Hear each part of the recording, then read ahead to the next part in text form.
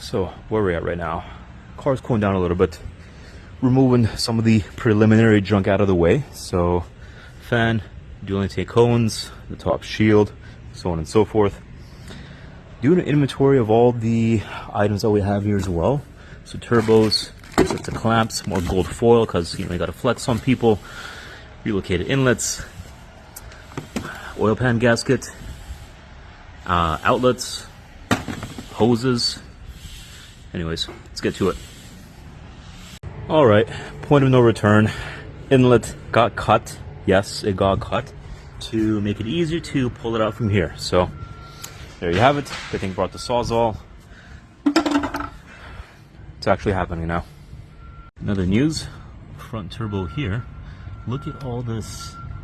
Why are the intake boxes different size? I have no idea what that is, but it is gunked up. Damn. Alright, where are we at with the process? Pipe in the back, inlet, cut. That is going to make it much easier. Oh yeah, I'll use it later. That's cut, that's going to come out easy. Boost solenoids, these are next. Get all this stuff out of the way. Alright, heat shield off. Clamp on the outlet 1 over here off. Yeah. Next one's up there. And tomorrow, actually lifting it up. This morning exercise, Auto West. Nice Z8 over here. Anyways, picking up some coolant lines since they're rubber and the original ones are probably deteriorated. So, onwards. What do we have here? Z1. What's neat about this is that the doors actually go down like this. Oh, that's nice too. Anyways, parts. Alright, update. Sway bar out. Steering rack out. What do we got going over here? Subframe. Almost out. My really intricate system going on over here. Let's see if this gets goofed or if I actually am able to pull it out.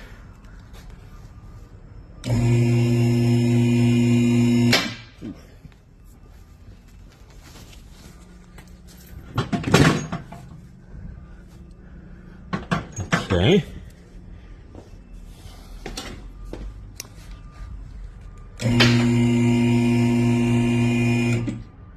Well, almost off.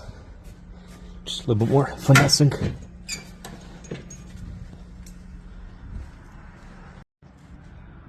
Oil pan. Saucy, that's going to have to get replaced.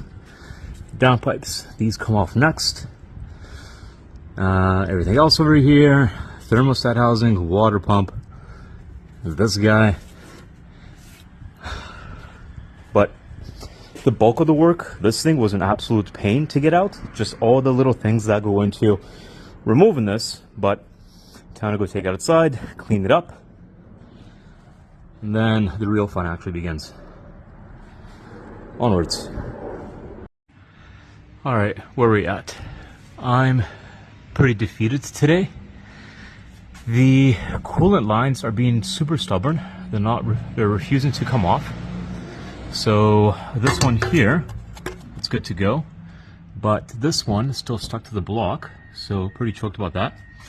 Even more so choked is my water pipe here is broken. So I need to go to BMW tomorrow to get another one of those. Not stoked about that, but here we are. Shitty day. In terms of progress, downpipes, water pump, that garbage is out. And then this pipe as well, also out, so at least you can see, comparison's sake, what the new one's going to look like. So, yeah, kind of shitty, but yeah, things aren't always as clean and rosy and everything else under the sun pretty as you typically see on YouTube or anywhere else. Unfortunately, you still have some bullcrap like that pop up, and save it for another day. next time. Also, I guess while I'm here, a big freaking shout out to all the guys that do this damn job on jack stands, because this is like an absolute pain in the ass, and I'd hate to do it on jack stands. So, White Nasty 135, I know you and I were chatting about this as well. Yeah, shout out, props to that. That's not a fun activity to be doing on the ground, that's for sure. Update: after letting this thing soak in overnight, this piece of crap just easily just made its way out. So one of the last lines here that had to come out, and I can finally take the turbos off. So good. All right, that's one washer. It's hanging on by a thread. Jesus Christ, it's gonna smash me in the face. That one, and then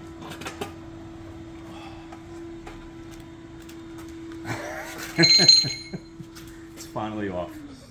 Holy. Alright, well, that makes life easier. Anyways.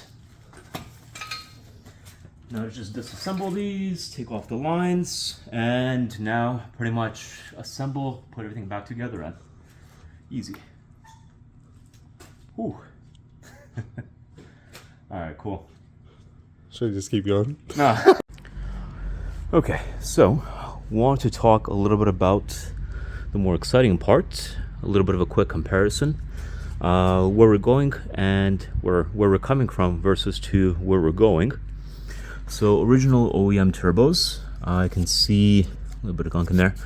Original wheel, interestingly enough, no shaft plate whatsoever, so that looks pretty good there. In terms of the housing itself, you'll see the sidewall itself is a bit thicker compared to the RB turbos. So still using the original housing itself, but you can see it's been machined out to allow for a larger compressor wheel to fit in there. So you can see the difference there. So that's kind of the idea. You can still use the original hardware there, so that looks good. And next is to assemble all this and throw it in the car.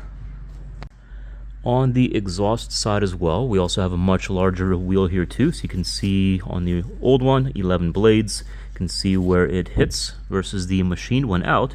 Significantly larger wheel.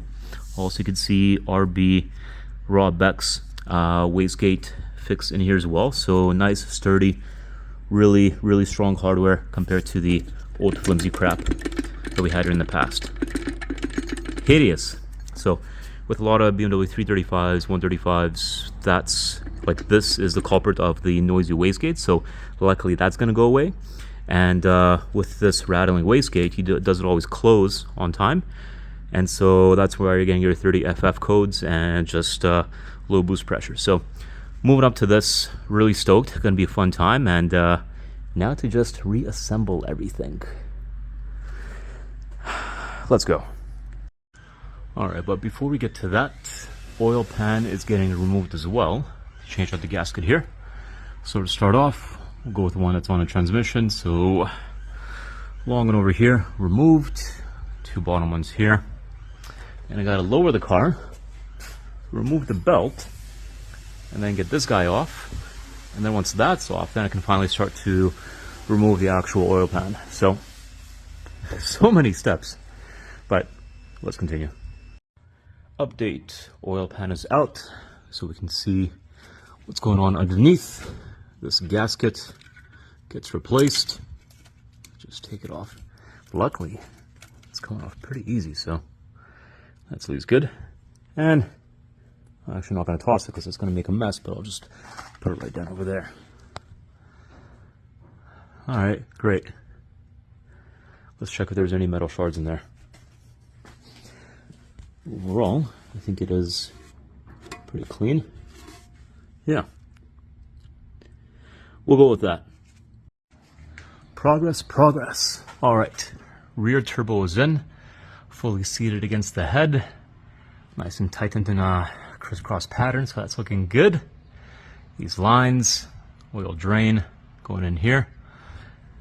Coolant about to get inserted and then out from there. So Few steps along the way, but we're getting there.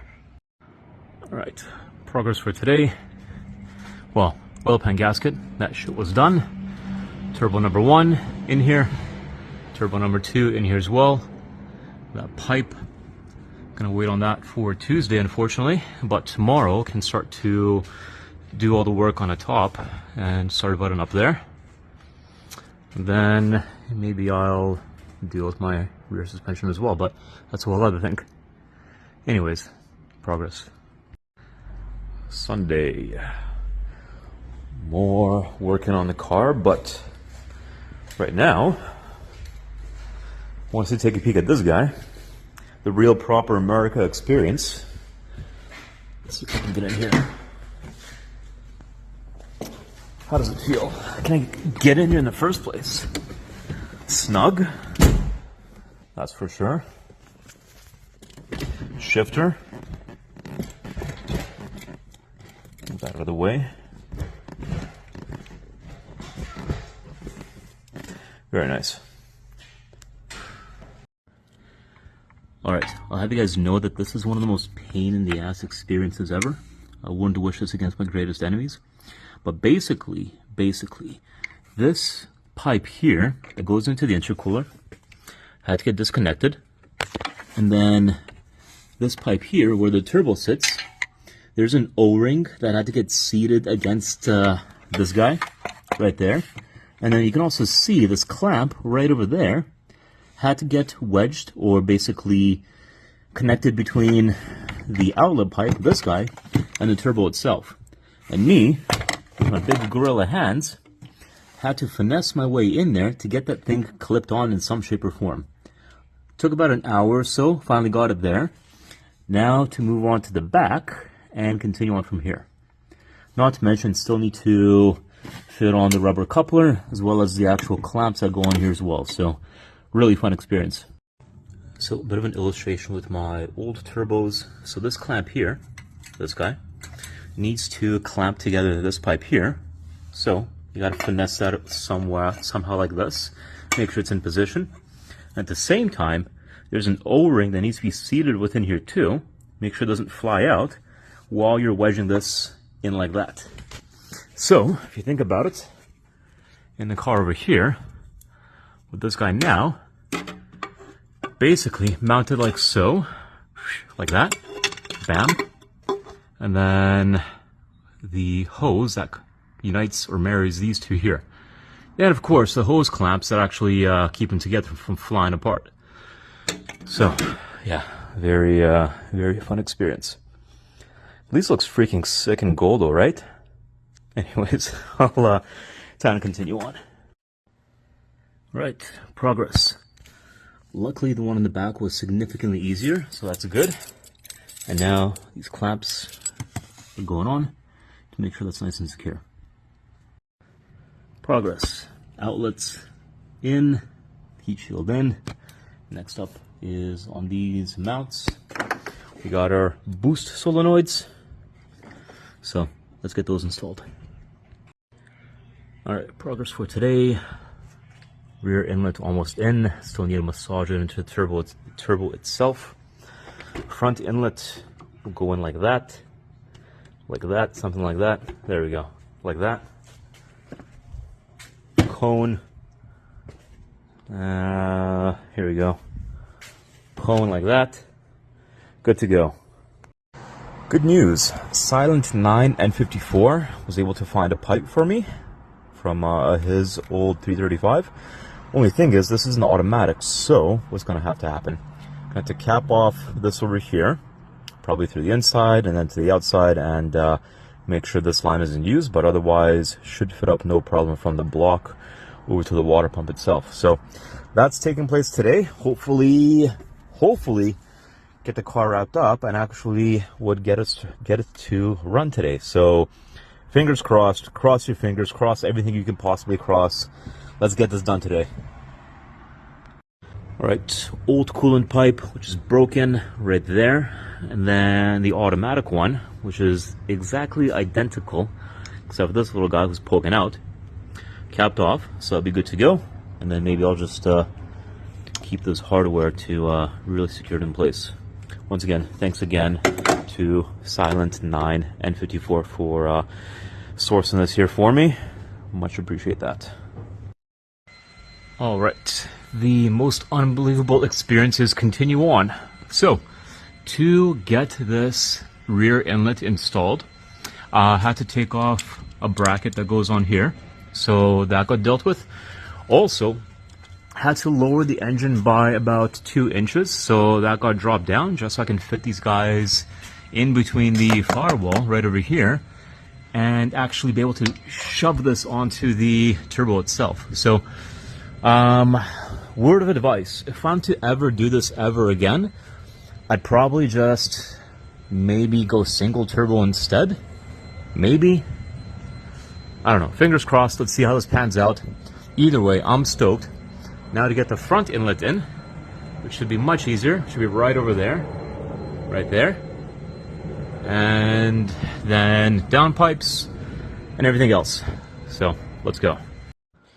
Nice long wheel 7 there. Long wheelbase 7. But, progress report so far. So, rear inlet is in. Clamp down. Looking good. Front inlet is also in. So that's looking good there. A little bit of word of advice, I guess. I had to take off the thermostat and the hoses once again just to reach the one little bolt right there. Well, to just freaking mush the thing in there in the first place against the turbo and then clamp down the clamp right over there as well. So it's kind of funny. You think you take 2 steps forward, 1 step back, and then continue on to trek away that way. But coming along, I think what's ready for next is the downpipes. So we'll get that ready, and then from the O2 sensors, need to fish them out to go through here in some shape or form over to the... Alright, midnight update. Inlets are in, downpipes are in, O2 sensors have been connected up. Right now, just doing some easy work, so the hosing to the catch can is being reconnected. So from the valve cover into there. But then also a little bit of a concealment I'm doing here for this guy. I actually used one of these copper 90-degree turnoffs. Wrapped it in black tape just to conceal it a little bit more, and then from the inlet that's going to go to the cash can swooping around the back, connected up right over there. So look nice and clean and concealed. Anyways, that's your midnight update. Time to continue on. Alright, here we go. That's all installed here now. So next is the subframe right over there. That is going to go onto this table. Wedge it under here, bring it down, line that up, aim for the dowels, aim for the engine mounts, and ideally it all goes in. Alright, let's find out. Alright, so where are we at? Lining up one dowel over here, that should go right in there, and then on the other side, should be lining up pretty closely here, and once they're mated on the front dowel here as well as on the back over here, can't see it, but once they're mated, then I'll be able to actually bolt them up. So let's bring it down a little bit lower.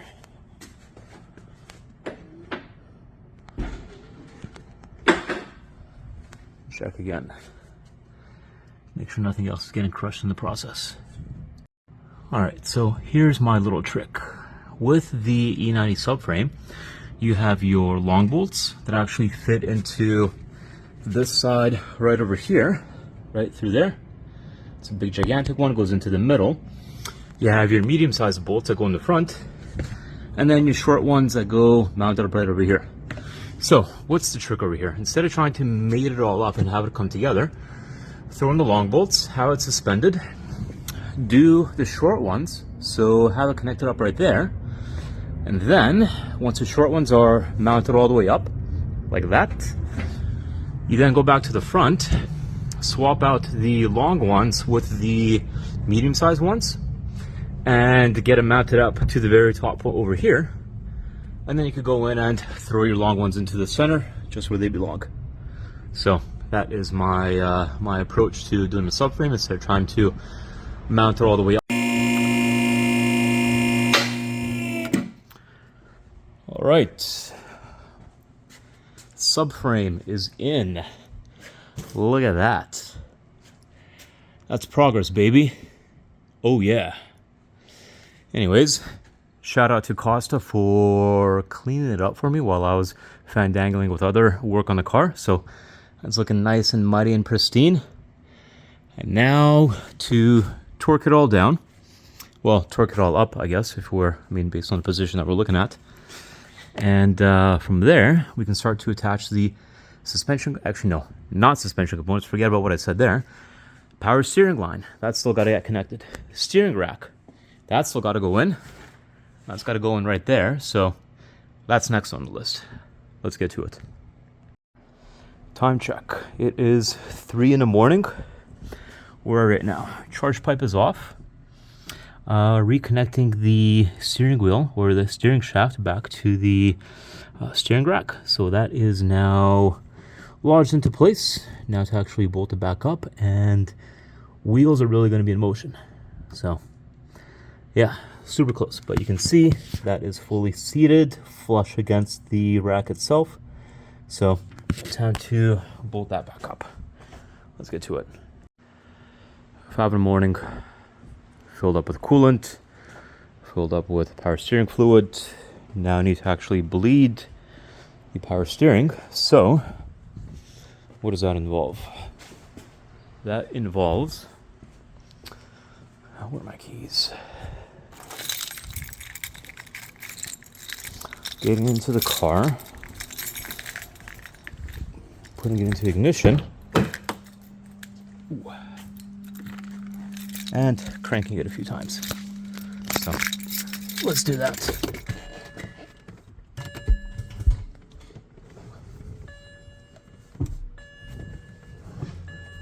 Ooh, hideous noises.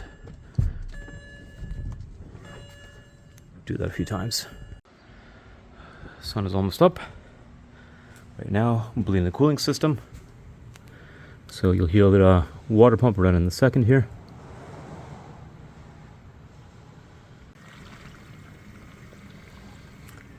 So water pump is running. Sun is almost coming out. But we'll let the cooling system bleed, and then we'll prime the new turbos, and then we can actually start the car. Very close. Okay, priming the turbos. Okay, you've been around here for this long, so reconnecting the fuel pump now. There we go, click, click. I'll do that up afterwards. Ooh. Let's give it a start.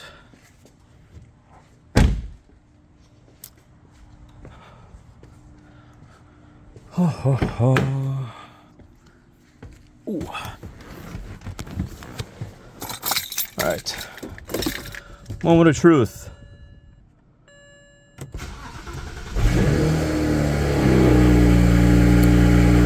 Oh!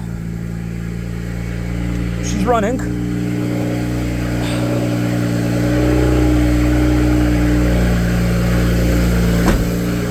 Now, if I understand correctly,